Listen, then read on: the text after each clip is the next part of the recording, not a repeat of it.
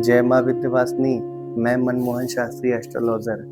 आज का विषय है हम अपना मन भगवान की भक्ति में कैसे लगाएं। हम अपना मन भगवान की सेवा में कैसे लगाएं।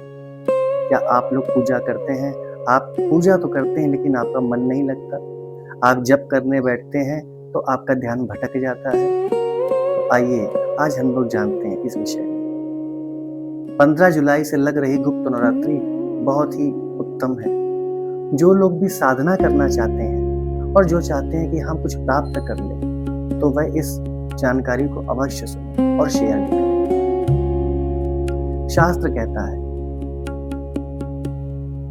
एक समय की बात है, परीक्षित को तक्षक नाग ने काटा और यह तय हो गया कि आज से 7वें दिन परीक्षित की मृत्यु तय है। परीक्षित जी को जब यह बात पता चली तो वह घबराए नहीं, शांति से बैठ गए और विचार करने लगे। और विचार करने के बाद मन में बात आई, आज से 7वें दिन मेरी मृत्यु तय है, फिर भी मेरा मन भगवान की भक्ति में नहीं लग रहा, भगवान की शरण में नहीं लग रहा है, क्या करें। शुभदेव जी के पास गए, शुभदेव जी को जाके प्रणाम किया और बैठ करके पूछा, प्रभु आज से 7वें दिन मृत्यु तय है, लेकिन मेरा मन पूजा में नहीं लग रहा, धर्म में नहीं लग रहा, भगवान की भक्ति में नहीं लग रहा, बताइए मुझे कोई उपाय। शुभदेव जी ने कहा, चिंता न करो राजन, 7 दिन बाकी अभी, घड़ी 2 घड़ी में परलोक प्राप्त होता है।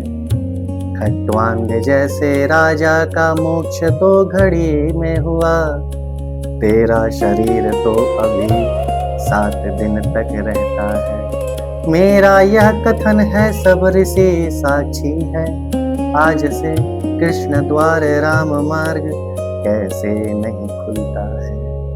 शुभदेव जी की ऐसी वाणी सुन करके परीक्षित जी के सारे शरीर में बल आ गया। देखिए, कहने का तात्पर्य यह है कि आपको रोग कैसा भी हो, कितना भी भयावह रोग हो, आप डॉक्टर के पास जाइए और डॉक्टर साहब आपके हाथ की नाड़ी पकड़ के आपसे मीठी मीठी बात करें, क्या है को परेशान होते हो, सब सही हो जाएगा, एकदम ठीक हो जाओगे, एकदम अच्छे हो जाओगे। तो वह डॉक्टर की बात सुन के अंदर इतना बल आ जाता है कि रोग कितना भी बड़ा क्यों ना हो, बलिष्ठ हो जाते हैं। और डॉक्टर अगर ठीक ना हो, हाथ पकड़ के कहते हैं कहाँ थे इतने। तो ऐसे ऐसे हमारे शुभदेव जी महाराज हैं। शुभदेव जी ने कहा, ध्यान से सुनो, पूजा में मन लगाने की विधि। जितासनो जित श्वासो जित संगः जितेन्द्रियः।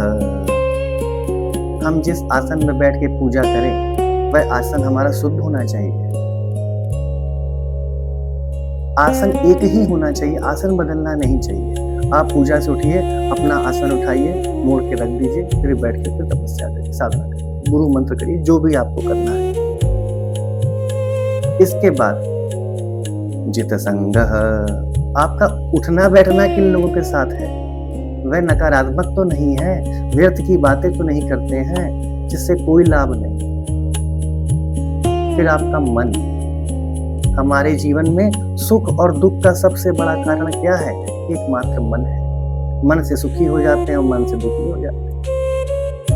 तो मन को भगवान की शरण में कैसे लगाएं? तो जब आपका आसन ठीक रहेगा, जितासनो, फिर आपकी सांस पे नियंत्रण हो, जित श्वासों, मतलब आपको क्रोध नहीं आना चाहिए। छोटी छोटी बात पे अगर आपको क्रोध आ जाता है, जब क्रोध आता है तो हमारी सांस ऊपर नीचे होने लगती है, सांस तेज चलने लगती है। जित श्वास, सांस पे भी नियंत्रण। जित संगः, हमारा उठना बैठना व्यवहार संगताना कैसा है, तो उस पे नियंत्रण।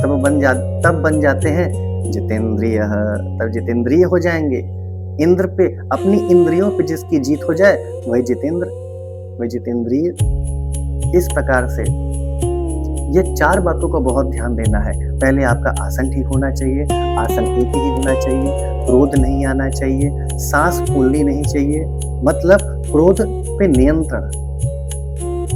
मन को भगवान की शरण में लगाएं, भक्ति में लगाएं। इस प्रकार के पहले 4 आचरण करें और कुछ दिन प्रयास करते रहें। तो कहने का तात्पर्य है, अब के नवरात्रि में 9 दिन इस प्रकार का संयम रखते हुए भगवती का ओम ऐं ह्रीं क्लीं चामुंडाय विच्चे इस मंत्र का जाप करें। यथाशक्ति जितना हो सके यदि 9 दिन में 1.25 लाख कर देते हैं तो आप ये जान लीजिए कि संसार में ऐसा कोई कार्य नहीं है जो आप न कर सकें। यथाशक्ति हवन करिए, भगवती को भोग लगाइए, इत्यादि पूजन करिए, प्रार्थना करिए और हाथ जोड़ करके कहिए जो कुछ भूला चुका हो माँ उसको क्षमा करे। जय माता की। यदि आपको हमारी बात अच्छी लगे तो मेरे चैनल को लाइक करें, सब्सक्राइब करें, फॉलो करें, शेयर करें। आगे से हम इसी प्रकार से धार्मिक जानकारी आपको देते रहेंगे। कुछ समय में आपको ज्योतिष संबंधी भी जानकारी देंगे, भगवत कथा इत्यादि का प्रसंग हम आपको सुनाते रहेंगे। इसीलिए हमारे चैनल को लाइक करें। जितने भी सनातनी हैं, आपका दिन शुभ हो, मंगलमय। जय माता।